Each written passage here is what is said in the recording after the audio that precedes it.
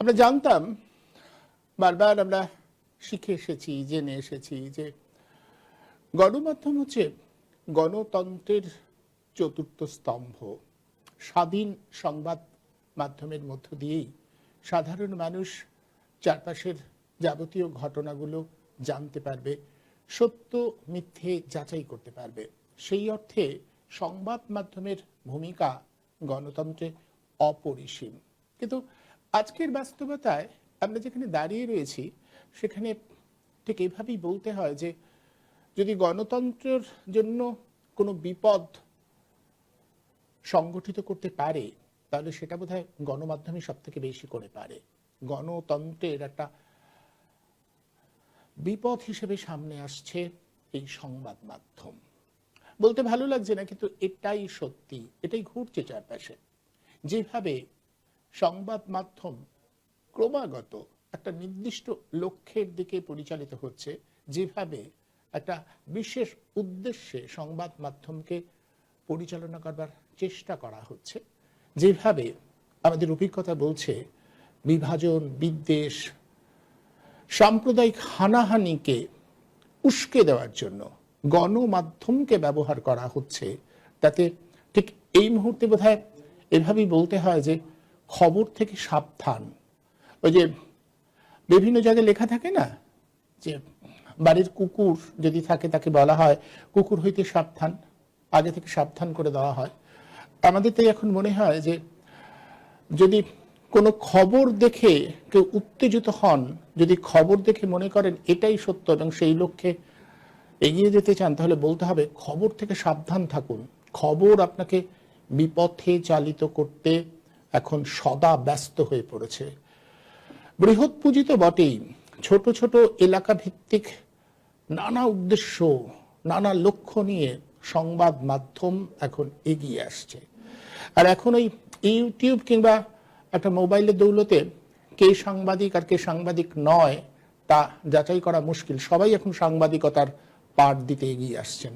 ফলে সংবাদ থেকে সাবধান হওয়ার ভীষণ প্রয়োজন। সংবাদ আপনাকে বিভ্রান্ত করবে, সংবাদ আপনাকে বিভাজনের দিকে ঠেলে দেবে, সংবাদ আপনার বোধ, আপনার চেতনাকে অবশ করে দেবে। বারবার এই বিষয়গুলো আমরা দেখেছি। বারবার মনে হচ্ছে গণতন্ত্রের অন্যতম সহায়ক হবার কথা ছিল যে বিষয়টার, যে মাধ্যমকে হাতিয়ার করে গণতন্ত্র অনেক বেশি শক্তিশালী হবে এমনটা ভাবা হয়েছিল, সেই হাতিয়ারটাই গণতন্ত্রের জন্য বিপদ হয়ে উঠল কিভাবে। এর পিছনে একটা অঙ্ক আছে, একটা ইতিহাস আছে। আমরা আমাদের এই আলোচনায় আজকে সেটা বোঝবার চেষ্টা করি, কিভাবে আজকের এই সময় গণতন্ত্রের জন্য সংবাদ মাধ্যমই বিপদ হয়ে সামনে আসছে। এতদিন বৃহৎ কর্পোরেট পুঁজির কথা বলতাম, কিন্তু এখন চারপাশে আমরা যা দেখছি, যা হচ্ছে, তাতে মনে হচ্ছে বিভিন্ন লক্ষ্য, বিভিন্ন উদ্দেশ্য, স্থানীয় গণ্ডগোল, স্থানীয় হিংসা, হানাহানি সবকিছুকে উস্কে দেবার জন্য এই সংবাদকে ব্যবহার করা হয়। যে যার মনের মতো করে সংবাদ নির্মাণ করেন, সংবাদ উৎপাদন করেন, আর সেই উৎপাদিত সংবাদ দিয়ে মানুষকে বিভ্রান্ত করা, মানুষের মস্তিষ্ক, মানুষের ভাবনাকে ক্রমাগত একটা ভিন্ন পথে অন্যদিকে নিয়ে যাওয়ার প্রয়াস চলছেই। ফলে ঠিক এই সময় বৃহৎ কর্পোরেট পুঁজির লক্ষ্যে পরিচালিত সংবাদ মাধ্যমে এবং তারই পাশাপাশি বিভিন্ন ক্ষেত্রে কিভাবে সংবাদ মাধ্যম একটা নির্দিষ্ট লক্ষ্যে পরিচালিত হচ্ছে, সেটা আমাদের একটু মূল্যায়ন করা প্রয়োজন আছে বলে আমাদের মনে হয়। আসলে বিষয়টা আলোচনা করি যে কিভাবে সংবাদ আসলে মানুষকে ভয় পাওয়াচ্ছে, কিভাবে গণতন্ত্রের বিপদ হয়ে উঠছে সংবাদ। আমরা বারবার করে বলছি সংবাদ থেকে সাবধান থাকুক, সংবাদ বড় বিপজ্জনক। খবর ওলারা খবরের নামে যা পরিবেশন করছে আপনার আমার বোধ বুদ্ধি লোপাট করে দেবার জন্য সেটা যথেষ্ট। এ বিষয়ে আলোচনা করবার জন্য আজ আমি যাদের আমন্ত্রণ জানিয়েছি, আসুন প্রথমেই তাদের সঙ্গে পরিচয় করিয়ে দিই। আমাদের সঙ্গে আজ আলোচনার জন্য রয়েছেন অধ্যাপক ডক্টর মিরাতুন নাহার, রয়েছেন সমাজকর্মী ডক্টর উজ্জয়িনী হালিম, এবং আমাদের সঙ্গে রয়েছেন দীর্ঘদিনের সাংবাদিক রূপম চট্টোপাধ্যায়। আমি আলোচনাটা রূপম চট্টোপাধ্যায়কে দিয়ে শুরু করি, সাংবাদিকতার সঙ্গে রয়েছেন অনেক দিন ধরে। রূপমবাবু, আপনার কাছে আমার জিজ্ঞাসা, যে বিষয়টা আমি বলছি যে সংবাদ থেকে এখন সাবধান হওয়ার দরকার হচ্ছে মানুষের।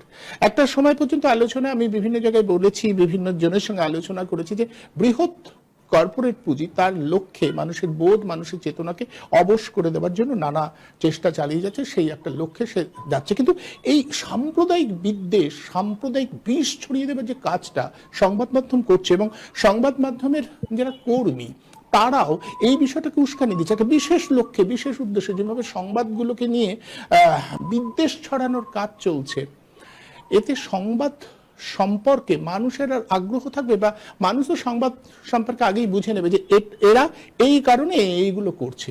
সেটা কি সামগ্রিকভাবে সংবাদ কর্মীদের জন্য সংবাদ মাধ্যম বলে যে বিষয়টাকে গণতন্ত্রের অন্যতম স্তম্ভ বলে মনে করা হতো, তার জন্য আদৌ খুব ভালো উদাহরণ?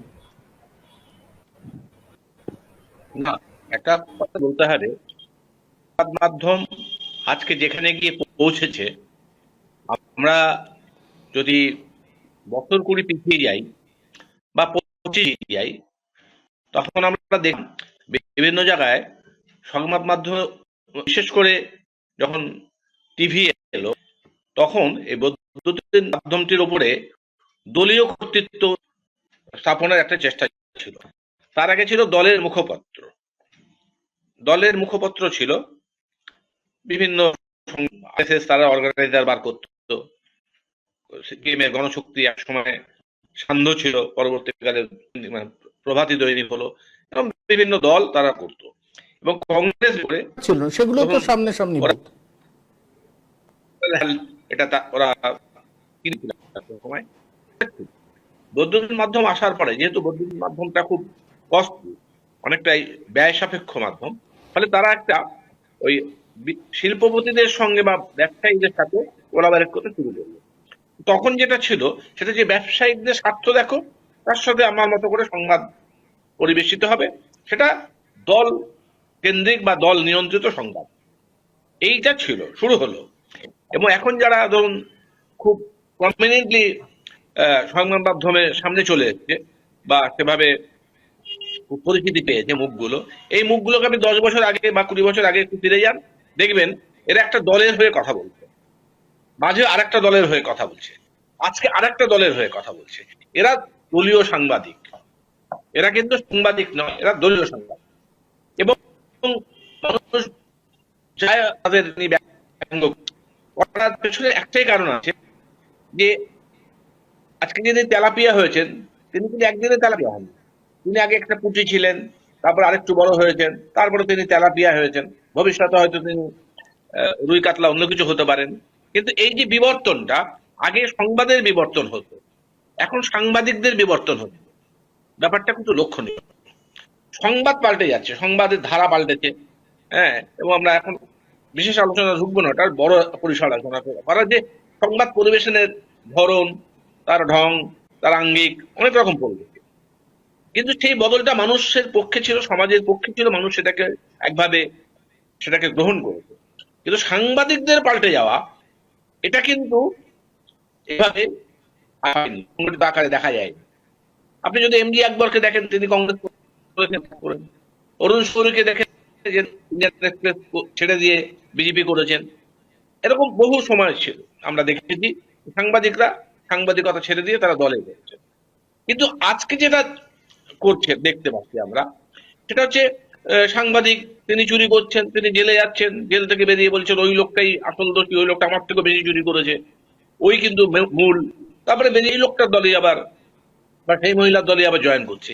এই যে চরিত্র ঘেটে যাওয়া, একেবারে এটো খাটা কুড়িয়ে খেয়ে বেঁচে থাকার যে চেষ্টা, এইটা এই সময় খুব প্রকট হয়ে উঠেছে। এবার যখন একজন সাংবাদিক তার চরিত্র হারিয়ে ফেলেন, তখন সংবাদ মাধ্যমটা তো এখন যন্ত্র দিয়ে চলে না, এটা মানুষ দিয়েই চলে। যে মানুষরা মনেই করছে দলীয় হয়ে গেলেন, দলদাসে পরিণত হলেন, তিনি যে দলদাসত্বই করবেন। এবং বেশ কিছু নাম, আমি এই মুহূর্তে কোনো নামই নেব না, কিন্তু আপনারা জানেন এগুলো যেটা করেছে সংবাদ মাধ্যমের সাথে বিশ্বাসঘাতকতা করেছে। আপনি কতগুলো সাংবাদিক, তারা বিভিন্ন দলে গিয়ে ভোটে দাঁড়িয়েছে, হেরেছে, আবার দল ত্যাগ করেছে, আবার একজন।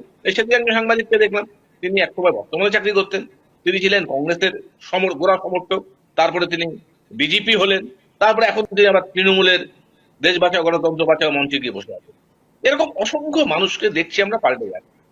এবং কালকে আমি দেখছিলাম যাদবপুরে গিয়ে যখন আমাকে সাংবাদিক প্রশ্ন করতেন, তখন সাংবাদিককে যিনি পাল্টা প্রশ্ন করতেন, যাদবপুরের অধ্যাপক বা ছাত্র আন্দোলন যারা করে, তারা মেধার দিক থেকে, মননের দিক থেকে, চর্চার দিক থেকে অনেক সাংবাদিক থেকে অনেকটা এগিয়ে আছেন। ফলে তারা প্রশ্নগুলো সেভাবে ট্যাকেল করছেন। তখন তার জন্য কয়েকজন ফিল্ডে যে সমস্ত সাংবাদিকরা যায়, তাদের দশা। তিনি নিজেও ওই হাউসের যে দাসত্ব করছেন, সেটা আসলে দলদাসত্বের কে সার্ভ করছে। এই দলদাসত্বের থেকে বেরিয়ে আসার কোনো লক্ষণ তাদের মধ্যে নেই, কারণ দলদাসত্বের একটা মজা, এই মজাটা সাংবাদিকরা পেতে শুরু করেছে। বাংলা সংবাদ মাধ্যমে আমরা দেখছি চ্যানেলের যারা সাংবাদিক, তারা আসলে দলদাসে পরিণত হয়েছেন এবং দলের প্রশ্নগুলো তারা তুলে দেন, এবং প্রশ্ন করার যে ধার, প্রশ্ন করার যে দৃঢ়তা, সেটা কিন্তু নষ্ট হয়ে গেছে। ফলে আমরা যেটা করতাম, মুখের উপর প্রশ্ন করতাম, সে প্রশ্নের উত্তর দিলেও তারপরে পাল্টা প্রশ্ন করতাম, এইগুলো বন্ধ হয়ে গেছে।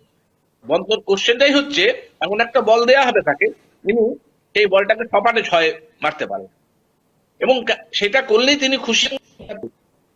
এই যে সামগ্রিক চরিত্রের বদল, সেটা আমাদের দেয়, সময় ক্ষতিগ্রস্ত করছে। সংবাদের উপর মানুষের যে আস্থা, নির্ভরতা, এগুলো বিশ্বাস, এগুলো নষ্ট হয়ে যাচ্ছে অনেকটা মাত্রাতেই, ঠিক এই কারণে।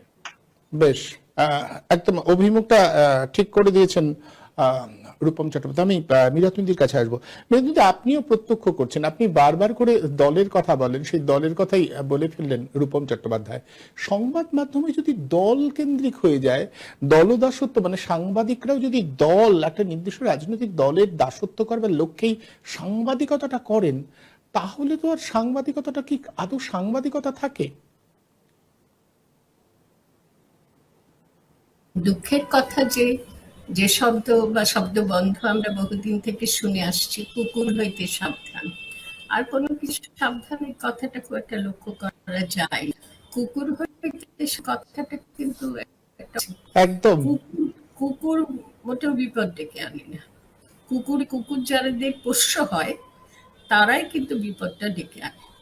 কুকুরকে পোষ্য করা হয়, সেইভাবে তাকে তৈরি করা হয় যে ডাকাত, চোর, দস্যু, বদমাশ সুখে সুখে দেখবে যে কারা কিছু অপরাধমূলক কাজ করতে এসেছে। তার ফলে কুকুর তার প্রভুকে রক্ষা করে, প্রভুর ধন সম্পদ রক্ষা করে। আর কুকুর হইতে সাবধান সব ঘরে লেখা থাকে না। যাদের প্রচুর ধন সম্পত্তি আছে, ডাকাত দস্যুরা যাদের লক্ষ্য হয় ধন সম্পদ, যাদের ধন সম্পদ এমন আছে যে ডাকাত দস্যুরা তাদের লক্ষ্য হয়ে যায়, তারাই কিন্তু কুকুর পোষে। সেইরকম কুকুর অপরাধীকে ধরে দিতে পারে। তো সেই জন্য এখানে আমার তোমার ঘরে তো আর কুকুর হইতে সাবধান, কুকুর আমরা ভালোবেসে পুষতে পারি, কিন্তু কুকুর হইতে সাবধান কথাটা লিখে রাখবো না। ফলে যারা এটা করে তাদের প্রচুর ধন সম্পত্তি থাকে, তার জন্যই কুকুর হইতে সাবধান বলে। কিন্তু কথাটা হওয়া উচিত ধনকুবেরদের হইতে সাবধান, যারা অন্যের ধন সম্পত্তির বঞ্চিত ধন সম্পত্তি থেকে তাদেরকে বঞ্চিত করে সর্বহারা বানিয়ে নিজেরা ধনকুবের হয়ে যায়। ছোট ধনকুবের, কুবের হয়তো সবার জন্য প্রযোজ্য নয়, কিন্তু তারা প্রচুর ধন সম্পত্তি নিজেদের আয়ত্তে নিয়ে আসে। তাদের হইতে সাবধান, এটাই আসল কথা কুকুর হইতে সাবধানের ক্ষেত্রে। তো তুমি সংবাদ হইতে সাবধান যেটা লিখেছো, সেটা আমাদের জন্য খুব, আমাদের সংবাদ হইতে সাবধান, বা আরো স্পষ্ট করে সংবাদ মাধ্যম, সমাজ মাধ্যম হইতে সাবধান বলতে হচ্ছে।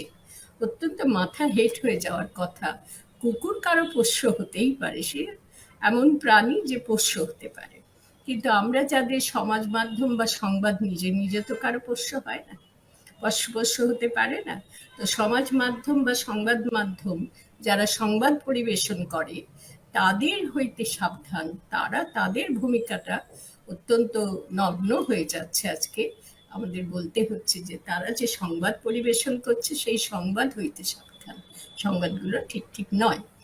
একটা দিক বলেছেন রূপম বাবু, আমার আরেকটা কথা মনে হচ্ছে, এইসব সংবাদ মাধ্যম, সমাজ মাধ্যমগুলো যে সংবাদ পরিবেশন করে, সেই সংবাদ পরিবেশনের পশ্চাতে যেমন কুকুর রাখে কারা, পশু রাখে যাদের অনেক ধনসম্পদ আছে, ঠিক তেমনি এই সংবাদ মাধ্যম, সমাজ মাধ্যমদের কেবল দলের কথা ভেবে এরা সংবাদগুলোকে ওরকম সাবধান হওয়ার মতন সংবাদ পরিবেশন করে না। কর্পোরেট শক্তিও আছে, রূপমবাবু খুব আমাদের থেকে আরো বেশি ভালো জানেন। কর্পোরেট শক্তি আর দল, রাজনৈতিক দল, যে দলগুলো কেবল ক্ষমতা ছাড়া আর কিছু বোঝে না, ক্ষমতার গদি ছাড়া আর কিছু বোঝে না, সেই দলগুলো দেশ সম্পদ লুট করে নিজেদের অন্তর্গত করে নিচ্ছে, নিজেদের ধনী করে তুলছে, দলও ধনী করে তুলছে নিজেদেরকে, কর্পোরেট শক্তি তো ধনী হয়ে রয়েইছে অনেকদিন ধরে, তারা আবার মানুষকে ধনী করছে। আদওয়ানি, আম্বানি, এদের কথা আমরা তো জানি। তো ফলে এদের দ্বারা এই যে দুটো শক্তি, দল শক্তি আর কর্পোরেট দল শক্তি, মানে রাজনৈতিক দল শক্তি, অবশ্যই মন্দ রাজনৈতিক কবলিত যে দলগুলো, সেই দলগুলোর কথা আমরা বলছি। তো সেগুলোর জন্যই আমাদের আজ বলতে হচ্ছে অত্যন্ত দুঃখের সাথে যে খবর, সংবাদের সাদা বাংলা তো খবরটাকে কি আমরা তাহলে, একটা ছোট কথা বলে শেষ করব উপমা দিয়ে, আমরা কি তাহলে খাবারের মতন উপভোগ্য, লোভনীয় করে তুলতে চাইছি? খুব লোভনীয় খবর হবে তথ্য ভিত্তিক, যেমন তথ্য যেটা সত্য সেটা পরিবেশন করতে হবে, সেটাই হচ্ছে নৈতিক দায়িত্ব সংবাদ পরিবেশকদের। সেখানে কি হচ্ছে না, খবরকে উপভোগ্য, রসালো এবং তথ্য থেকে দূরে সরিয়ে নিয়ে তথ্যের বিকৃতি ঘটিয়ে খবর পরিবেশন করা হচ্ছে।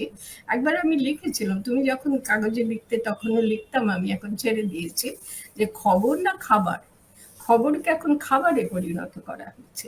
খাবার যেমন একটা জিনিস লক্ষ্য করে, এটা বলেই শেষ করব, এখন চাকরি বাকরি নেই, কোনো রোজগার নেই ছেলেপুলে তরুণদের, কিন্তু একটা ব্যবসা খুব রমরম করে চলছে, সেটা হচ্ছে হোটেল রেস্টুরেন্ট। তো রেস্টুরেন্ট থেকে যে খাবার পরিবেশন করা হয়, সেই খাবারগুলো ঘরে ঘরে পৌঁছে দিয়ে বেকারত্বের যন্ত্রণা দূর করছে আজকে আমাদের এই দেশের তরুণরা। খুব খুব খুব আমার কষ্ট হয়। আর সেই খাবারগুলোর চাহিদা কিন্তু এতটুকু কম নেই। সেই খাবারগুলো থেকে ওই ওরকমই বলার কথা, খাবার হইতে সাবধান, ওই খবর হইতে সাবধান, সেটাকে যদি আমি বলি খাবার হইতে সাবধান, খবরগুলো খাবারের মতো করে পরিবেশন করা হচ্ছে, উপভোগ্য করে লোভ পরিবেশন করা হচ্ছে, সেটা সেই ধরনের খবর হইতে সাবধান, সংবাদ হইতে সাবধান। আমার তোমার এই কথা থেকে এই কথাগুলো মনে হলো, যেটা আমরা মানুষরাই করছি, এটা খুব দুঃখের কথা। কুকুর হইতে সাবধান বলা যায়, কুকুরের তো বোধ নেই, সেটা বলা যায়, কিন্তু সংবাদ তৈরি করবে আর এই তৈরিওয়ালাদের থেকে আমাদের সাবধান হতে হবে, যারা তথ্য মানে না, সত্য মানে না। এটার থেকে দুর্ভাগ্যের আর দুঃখজনক ঘটনা শুধু নয়, ধ্বংসাত্মক ঘটনা আর কিছু হতে পারে না।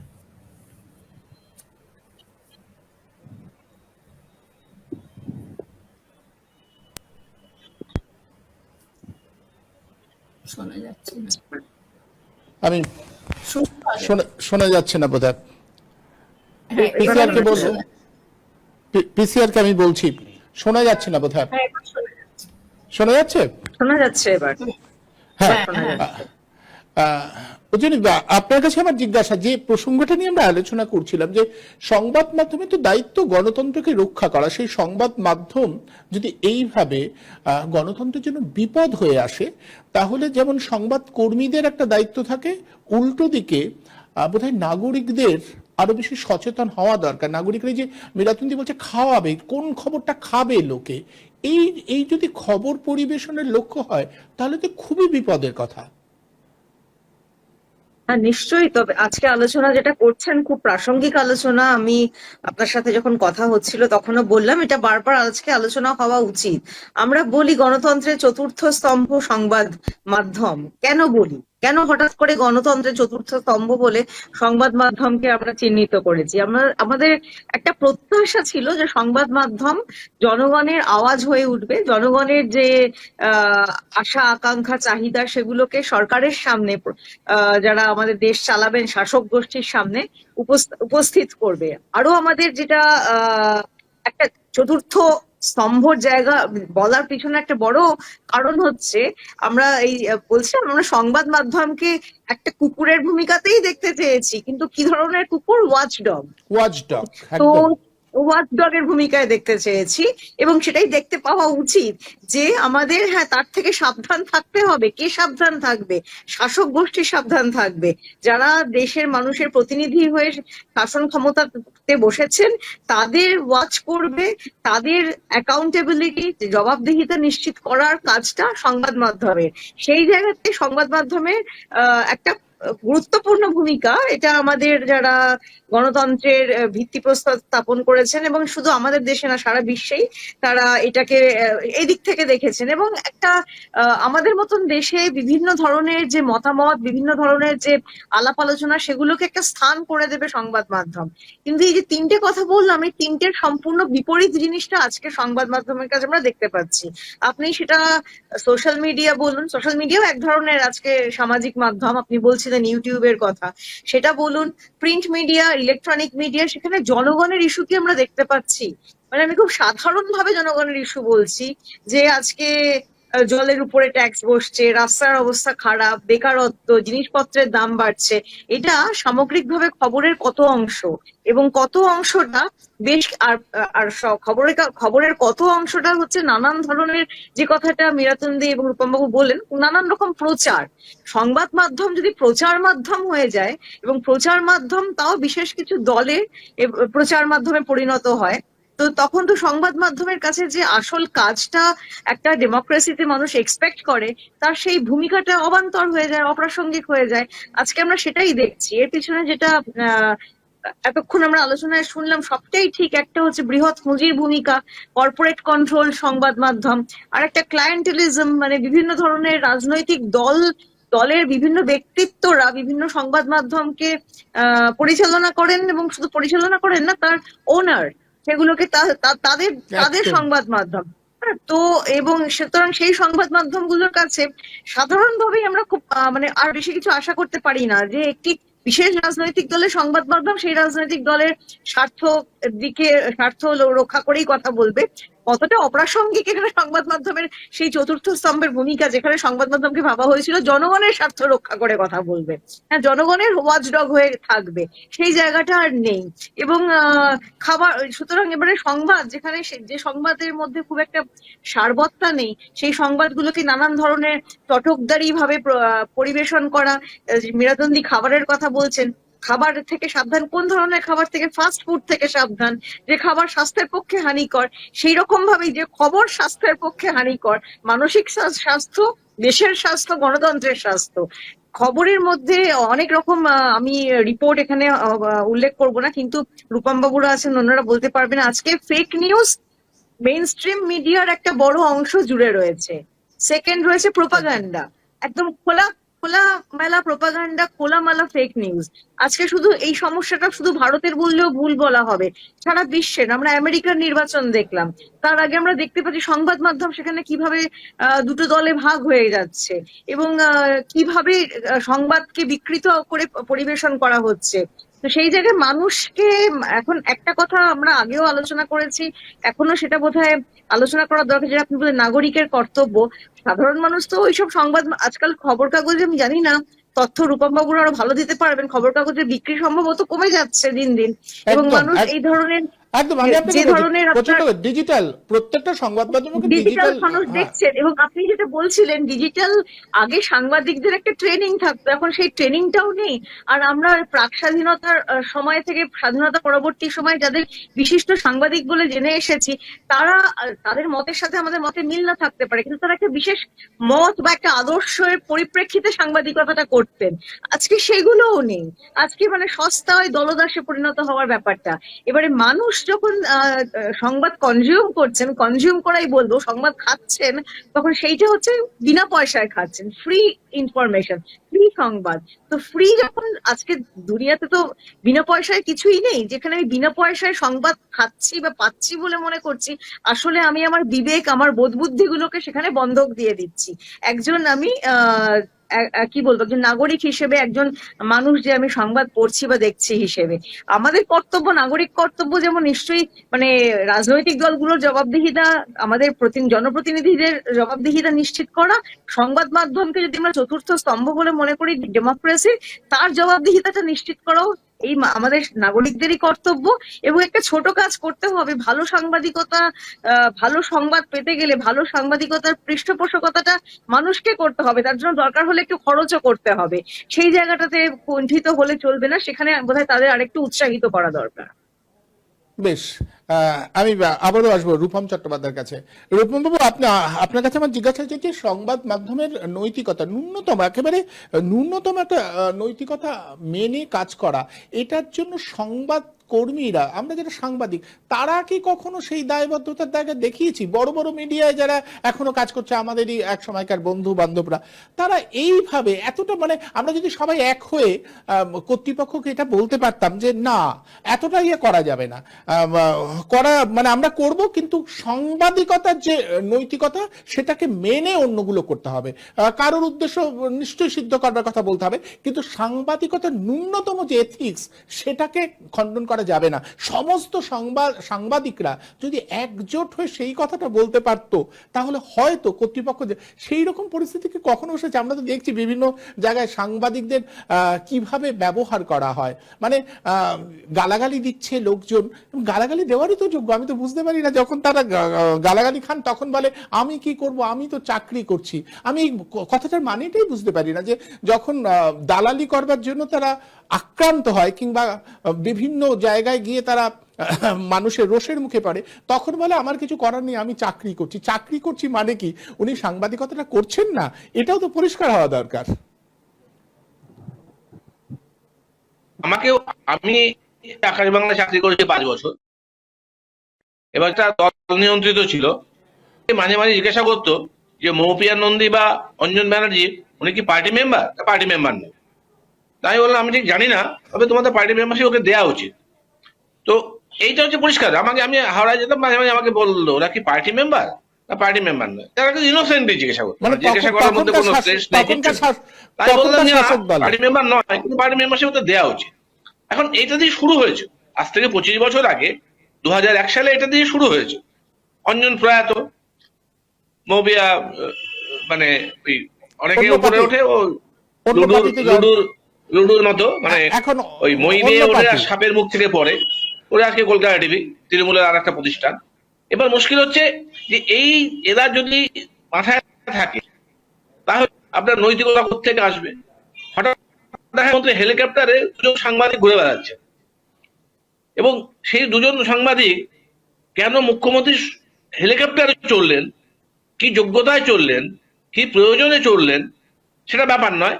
কোনো কারণে মুখ্যমন্ত্রী মনে হয়েছে এই 2জনকে আমার সঙ্গে রাখা খুব জরুরি, তাহলে আমার সংবাদ মাধ্যমের উপরে যে নিয়ন্ত্রণ সেটা অক্ষুণ্ণ থাকে। একবার রাইটার্সে দেখলাম, যিনি ওষুধের দোকান ভিজিতে যাচ্ছেন, তার পছন্দের একজন সাংবাদিককে গাড়িতে তুলে নিলেন। উনি যখন যাচ্ছেন তখন আরেকজন জিজ্ঞাসা করছে সাংবাদিক যে ম্যাডাম কোথায় যাচ্ছেন বা দিদি কোথায় যাচ্ছেন? বললো লজেন্স কিনতে যাচ্ছি। একেবারে হেয়ালি করে, কারণ যেহেতু এই সমস্ত পদে অনেকে চলে এসছেন, যারা রাজ্য মাথায় বসে গেছেন, তারা এতটাই অযোগ্যই পদে থাকার যে তারা ভাষাটাও ব্যবহার করতে জানে না, কি ভাষায় কথা বলতে হয় তাও জানে না, কিন্তু কোনো কারণে তারা ম্যানেজ করে সেই জায়গায় চলে গেছে। এবার সংবাদ মাধ্যমে যেটা সমস্যা হয়েছে, সেটা যে যারা সাংবাদিক ছিল তারা সব ম্যানেজারে পরিণত হয়েছে। এখন তো আমি সাংবাদিক কম পাবে, অধিকাংশ হচ্ছে ম্যানেজার। কেউ বসকে ম্যানেজ করছে, বস মন্ত্রীকে ম্যানেজ করছে, মন্ত্রী মুখ্যমন্ত্রীকে ম্যানেজ করছে, মুখ্যমন্ত্রী কেন্দ্রের মন্ত্রীকে ম্যানেজ করছে, গোটাটাই চলছে একটা ম্যানেজার উপর। ফলে সাংবাদিক যদি ম্যানেজার হয়ে যায়, তাহলে সাংবাদিকতার জায়গাটা সাংবাদিকতা থাকে না। আমরা যদি একটু পিছিয়ে বাংলার সাংবাদিকতার ইতিহাস দেখি, একটু বেশি, খুব বেশি দিন নয়, বিধানচন্দ্র রায়ের আমলে যখন যুগান্তর ইত্যাদি কাগজগুলো একেবারে কংগ্রেসের মালিকানাধীন কাগজ হিসেবে চলতো, অমৃতবাজার, যুগান্তর, এগুলো বা আনন্দবাজার, তখন কিন্তু দেবজ্যোতি বর্মন তিনি যুগবাণী পত্রিকা বার করতেন। উনি 6টা সাবজেক্টে MA ছিলেন কলকাতা বিশ্ববিদ্যালয়ে, এবং দেবজ্যোতি বর্মনের যুগবাণী তখন হাজার হাজার কপি বিক্রি হতো। ওটা সাপ্তাহিক কাগজ, সেটা বাই পোস্টে যেত 3000 সেই সময়। কেন? তা তিনি বিধানচন্দ্র রায়ের কট্টর সমালোচক ছিলেন, বা অ্যাকসেপ্টেন্স তৈরি হয়েছিল। সমর সেন যখন নাওয়ের সম্পাদক ছিলেন, পরবর্তীকালে ফ্রন্টিয়ারের সম্পাদক ছিলেন, তখন ফ্রন্টিয়ার সম্পাদক হিসেবে তিনি একটা অসাধারণ ভূমিকা পালন করেছেন। 60-এর দশকের শেষে এবং 70-এর দশক জুড়ে যে সন্ত্রাস পশ্চিমবাংলায়, তার উপরে উনি খুঁটিয়ে খুঁটিয়ে তার রিপোর্ট এনেছেন, ছেপেছেন, এবং প্রত্যেকটি জায়গায় ইনভেস্টিগেটিভ রিপোর্টিং করেছেন, পুলিশের বিরুদ্ধে, প্রশাসনের বিরুদ্ধে, স্থানীয় গুন্ডাদের বিরুদ্ধে, সবটাই করেছেন। কিন্তু তার জন্য তাকে বেগ পেতে হয়নি, কারণ মানুষের সমর্থনটা তারা মূলভূত পান। কিন্তু এখন যারা সাংবাদিকতা করতে যান, তারা মানুষের সমর্থন, সমাজের সমর্থন, সমাজের ভালো এগুলোর উপর খুব একটা নির্ভর করেন। তারা করেন ভয় করতে হবে, বস মন্ত্রীকে খুশি করবে, মন্ত্রী আরেকজন উপরে খুশি করবে, এইভাবে ব্যাপারটা চলে। এবং যে কারণে চ্যানেলগুলো বন্ধ হয়, অদ্ভুত অদ্ভুত কারণ। শুধু একটা উদাহরণ দেব। সুভাষ চন্দ্র বলে একজন, যিনি জির মালিক ছিলেন, তিনি একটা দেরাদুনে ল কলেজ করেছিলেন, ক্যাপিটেশন ফি নিয়ে ল কলেজ করেছিলেন। সেখানে কোনো পরিকাঠামো ছিল না, পড়াশোনা করানো হতো না, ফ্যাকাল্টি নেই, নানা সমস্যা ছিল। এবং ছেলেপেলেরা সেইটা নিয়ে বলছে, ছাত্রছাত্রীরা, যেখানে আমরা টাকা দিচ্ছি কারি, কিন্তু কোনো পরিকাঠামো নেই। সেই খবরটা একটি চ্যানেল কলকাতা তারা প্রচার করলো সারা। পরের দিন তাকে ডেকে প্রধানমন্ত্রী দপ্তর থেকে বলা হলো যে আপনি উড়িষ্যায় যে কোল কেলেঙ্কারি গুলো করেছেন, কোল ব্লক নিয়ে যে কেলেঙ্কারি গুলো আছে, এটা দিয়ে সিবিআই শুরু, আপনি কোনটা কি চান? একদিনের সিদ্ধান্তে হয়ে গেল। ফলে এই যে কেন্দ্রীয় যারা সরকার এখন বিজেপি চালাচ্ছেন, বা রাজ্যে যারা এটা চালাচ্ছেন, এবং সবচেয়ে বড় কথা হচ্ছে এরা সাংবাদিকদের মানসিকতা জায়গায় আছে, তারা কোনো ইতিহাস জানেন না। তারা মানে 10 বছর, 15 বছর, 20 বছর আগে কি ঘটনা ঘটেছে, লোকটা কি করতো, কোথা থেকে এলো, কোথা থেকে তার উত্থান, কিভাবে তিনি তার ডিঙা কালীঘাটে নিয়ে গিয়ে ফেরালেন, কোনো তথ্য তারা রাখেন না। কিন্তু মনে করেন এই লোকটা আমার লোক। অদ্ভুত ব্যাপার, কোন সাংবাদিক, কোন নেতা, মন্ত্রী, গায়ক, শিল্পীকে নিজের লোক মনে করছেন, আমার দলের লোক মনে করছেন, বা আমাকে তাকে ডিফেন্ড করতে হবে, এই দায়িত্ব নিয়েছেন, এমন আমরা কোথাও দেখিনি। ফলে যেটা হচ্ছে, নৈতিকভাবে দুটো জিনিস হয়, নৈতিকতার পতনের জন্য দুটো আছে। একটা অযোগ্যতা, একটা হচ্ছে লোভ, যে আমাকে টিকে থাকতে হবে, আরো বেশি করে রোজগার করতে হবে, এবং আমাকে চিনবে, এটার একটা জায়গা লোভ। আর একটা হচ্ছে অজ্ঞতা। এই লোভ আর অজ্ঞতাটা যখন একসাথে মিশে যায়, তখন যে ঘটনাটা ঘটে আজকে সাংবাদিকদের, সেটা ঘটছে। এই একাধারে লোভ, একাধারে অজ্ঞতা। আপনি যে কোনো চ্যানেলে বসুন, দেখুন, টিভিটা খুলুন, দেখবেন অ্যাঙ্কার যখন অ্যাঙ্কারিং করে, আপনি অ্যাঙ্কারিংটা শুনে বুঝে যাবেন তিনি কোন পক্ষের কথা বলছেন, কি নিয়ে কথা বলছেন। কারণ তিনি প্রশ্ন করেন না, তিনি মন্তব্য করেন।